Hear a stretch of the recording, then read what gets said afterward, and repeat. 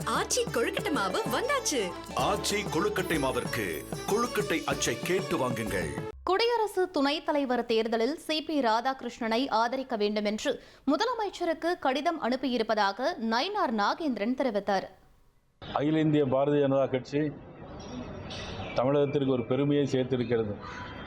நிறைய பெருமைகளை சேர்த்தாலும் கூட எல்லாவற்றிற்கும் மேலாமல் ஒரு மணிமகுடமாக நமது தமிழ் மண்ணைச் சேர்ந்த நமது தமிழ் சொந்தத்தை ஒருவராக மராட்டிய மாநிலத்தின் மேதகு ஆளுநராக இருந்த சிபி ராதாகிருஷ்ணன் அவர்களை இந்திய நாட்டிற்கே துணை ஜனாதிபதியாக ஆக்கி பெருமை சேர்த்திருக்கிறது பாரதிய ஜனதா கட்சி.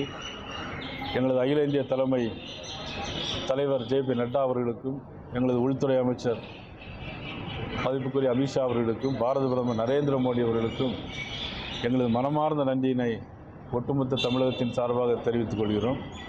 அதே நேரத்தில் தமிழ்நாட்டில் அனைத்து கட்சிகளும் இதில் மனமாச்சரியங்கள் அப்பாற்பட்டு எல்லோரும் ஒருங்கிணைந்து ஆதரவு தெரிவிக்க வேண்டும் என்று அன்போடு நான் கேட்டுக்கொள்கிறேன். இது குறித்து நான் மாண்புமிகு தமிழக முதலமைச்சர் அவர்களுக்கும் ஒரு கடிதம் கொடுத்துள்ளேன். ஆதரவு தர வேண்டும் என்று கடிதம் கொடுத்துள்ளேன்.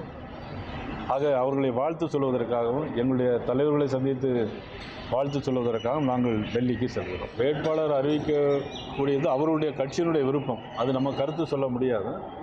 இருந்தாலும் இது ஒட்டுமொத்த தமிழகத்திற்கே பெருமை சேர்க்கக்கூடிய விஷயமாக இருக்கிற காரணத்தினால் இது ஒட்டுமொத்தமாக தமிழகத்தை அனைத்து கட்சிகளும் ஆதரிக்க வேண்டும் என்று எங்களுடைய விருப்பமாக வேண்டுகோளாக நாங்கள் வேண்டுகோள் வைக்கிறோம். கடிதமும் கொடுத்திருக்கிறோம். தமிழ்நாட்டிற்காக, தமிழ் மண்ணிற்காக நாங்கள் எல்லாம் செய்கிறோம் என்று நமது முதலமைச்சர்கள் பெருமையாக கூறிக்கொள்ளக்கூடிய இந்த நேரத்தில் இதையும் சேர்த்து கொடுத்தால் அது பொருத்தமாக இருக்கும்.